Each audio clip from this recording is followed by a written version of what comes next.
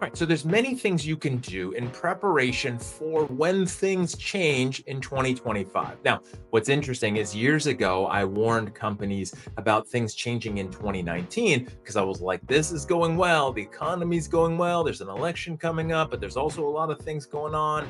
And who knows what's going to happen. But I promise the good times will stop. They always do. They don't last forever.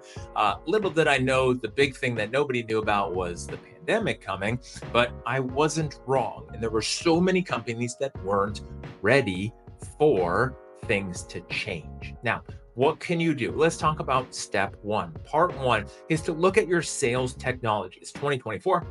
Sales technology is everywhere. Sales enablement is everywhere. And so, what do you have in your tech stack right now that you probably shouldn't have?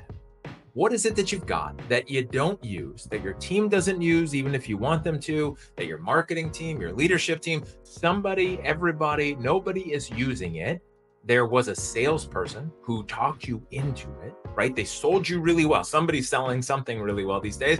And that person sold you on this service. Or maybe you thought it would be good. Maybe you hear your team complaining about something and you're like, this is what we need. I think this will solve it. Because if they say that if I give them this, now they're going to close more deals, right? And then guess what? It didn't happen. I know that's what didn't happen because it's usually not what happens, because no amount of getting your team the tools that they say they need will help them close the deals that you want them to close.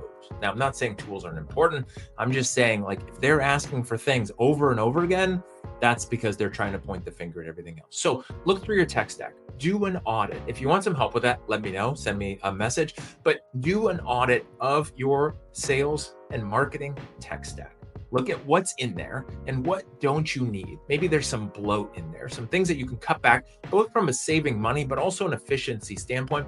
Also, a bandwidth issue. There's something about having a lot of technology, just like having a lot of clutter on your desk or a lot of things on your computer or too many browser tabs open on your computer that just feels draining mentally and emotionally, right? Like, I know I should do this, but I'm not. I know I should use this tool, but I'm not. Same thing with sales and marketing enablement tools and technology is we bought this thing. I know I should use it. I don't want to get rid of it. I know I should.